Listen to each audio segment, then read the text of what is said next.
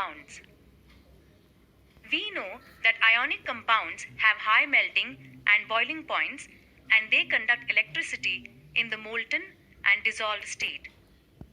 We also know that these properties of ionic compounds are explained on the basis of the ionic bonds in them.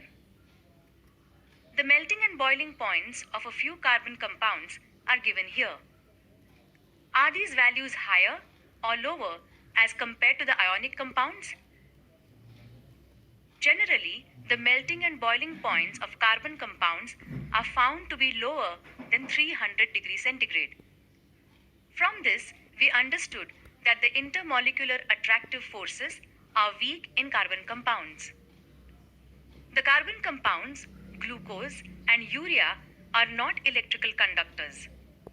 Generally, most of the carbon compounds are found to be bad conductors of electricity. From this, we understand that structures of most of the carbon compounds lack ionic bonds. It means that the chemical bonds in carbon compounds do not produce ions.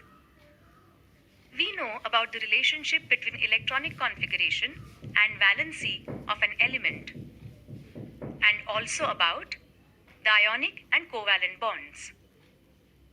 Now, let us see the background of the electronic configuration of carbon and the covalent bonds formed. The driving force behind the formation of the bond by an atom is to attain the stable electronic configuration of the nearby noble gas and obtain stability. As the valence shell of carbon contains 4 electrons, there can be many alternative routes to attain a noble gas configuration. Now, let us study these alternative routes. 1. To attain the configuration of noble gas helium, He, by losing one after another all the 4 valence electrons. In this method, the net positive charge on the carbon atom goes on increasing during the loss of every electron. Therefore, to lose the next electron, more energy is required, which makes the task more difficult. Additionally, the C4 plus cation that would be ultimately formed in this process becomes unstable in spite of its noble gas configuration, as it has a small size with a high net charge. Hence, carbon atom does not take this route to attain a noble gas configuration. 2. To attain the stable configuration of the noble gas neon, Ne, by accepting one by one all the 4 electrons in the valence shell. In this method, the net negative charge on the carbon atom goes on increasing while accepting every new electron. Therefore, more energy is required for accepting the next electron by overcoming the increasing repulsive force, making the task more and more difficult. Moreover, the C4- anion ultimately formed would be unstable in spite of its noble gas configuration, as it would have a small size with high net charge, making it difficult for the nuclear charge plus 6 to hold 10 electrons around it. Therefore, the carbon atom does not take this route to attain a noble gas configuration. 3. To attain the configuration of neon by sharing 4 electrons of valence shell with 4 valence electrons of other atoms. In this method, 2 atoms share valence electrons with each other. Valence shells of both the atoms overlap and accommodate the shared electrons. As a result, both the atoms attain a noble gas configuration without generating any net charge on them, which means that atoms remain electrically neutral. Due to these factors, atoms attain stability. Therefore, the carbon atom adopts this route to attain a noble gas configuration. A covalent bond is the chemical bond formed by sharing of 2 valence electrons between the 2 atoms.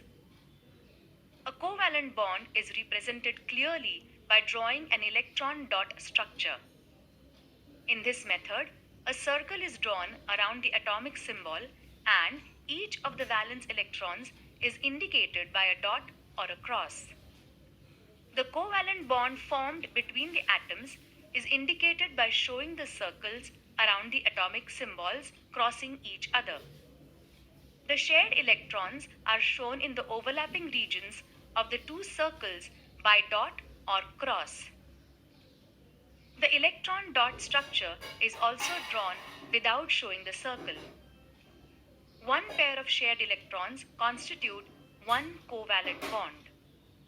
A covalent bond is also represented by a small line joining the symbols of the two atoms.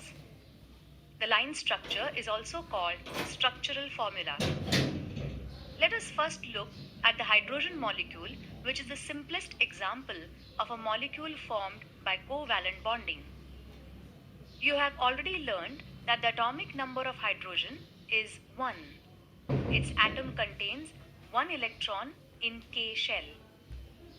It requires one more electron to complete the K shell and attain the configuration of helium, He. To meet this requirement, two hydrogen atoms share their electrons with each other to form H2 molecule. One covalent bond, which is a single bond formed between two hydrogen atoms by sharing of two electrons.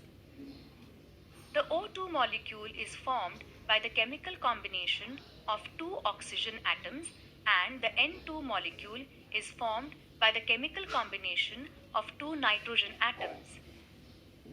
On drawing the electron dot structures of these two molecules, it becomes clear that the two oxygen atoms in O2 molecule are joined with each other by two covalent bonds, that is, a double bond, while the two nitrogen atoms in the N2 molecule are joined with each other by three covalent bonds, that is, a triple bond. Now, let us consider carbon compound methane, CH4. We know about the occurrence, properties, and uses of a methane molecule. The carbon atom forms 4 covalent bonds using the 4 valence electrons and attains the configuration of the nearby noble gas neon, Ne, and obtains stability. Shown on your screen are the line structure and also the electron dot structure of methane.